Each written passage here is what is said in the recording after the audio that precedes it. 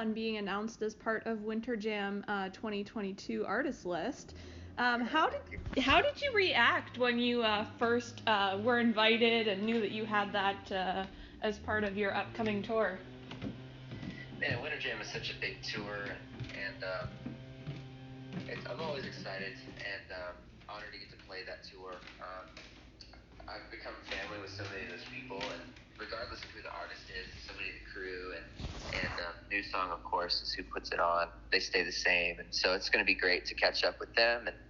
And you know what's funny is they even keep the other artists in the dark as to who else is on the tour. So we found out when everyone else did, really.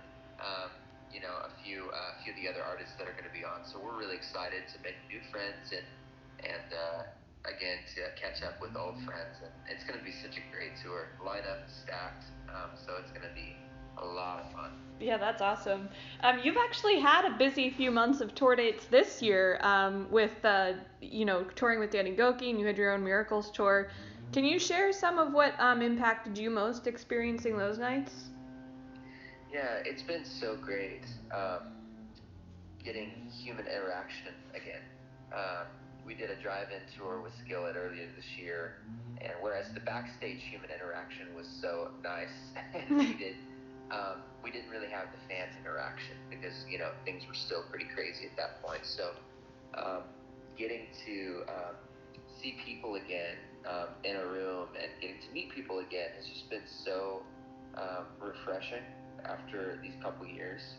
And yeah, it's been, even the nights where we haven't had a huge crowd, it's been really special.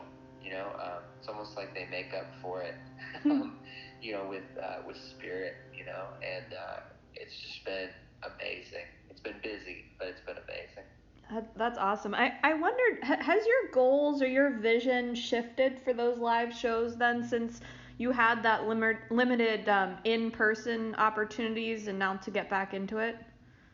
100%. It was a chance for all of us, I think, to refocus and make sure we're making the main thing. And it's not really worth it otherwise.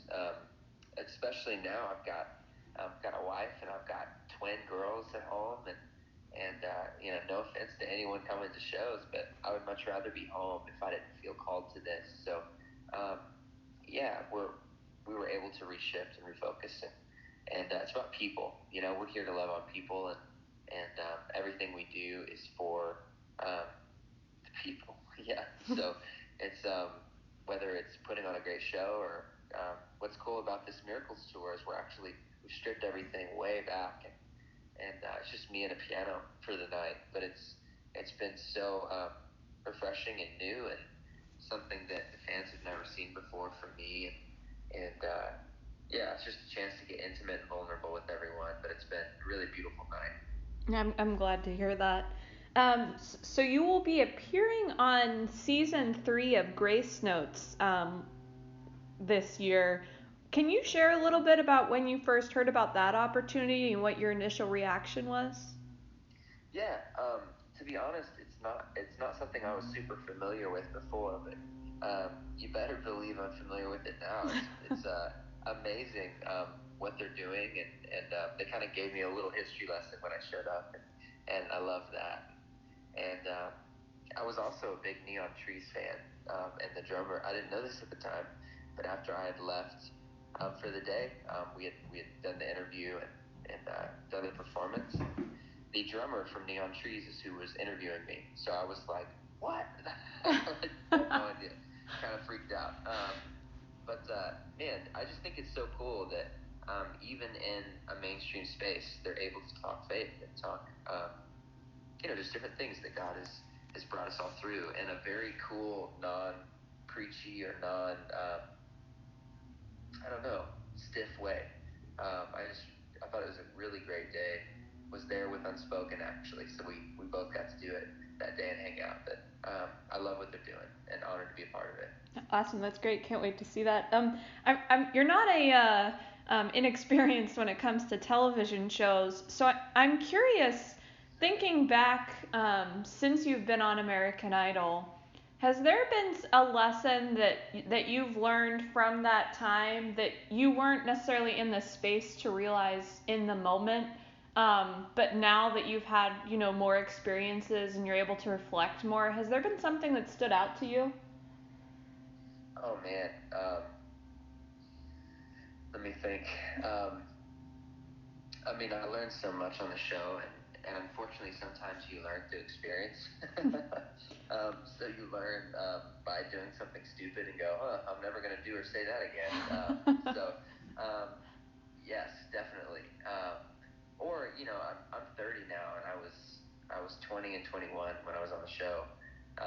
So I've matured a lot, and I've learned what boundaries are, even with people, and um, there's just a lot of things that, sure, of course, in the moment, you kind of just had to learn through, it's like trial by fire. But yeah, I'm thankful for those experiences, and um, yeah, it taught me a lot for sure. Awesome. I'm curious where you're currently drawing inspiration from, either musically or spiritually. Yeah, what's so funny is I actually grew up listening to Christian music. It's something that I still love. Um, but I started maybe more on the rock side growing up, and I've maybe mellowed out a little bit. Still love it, but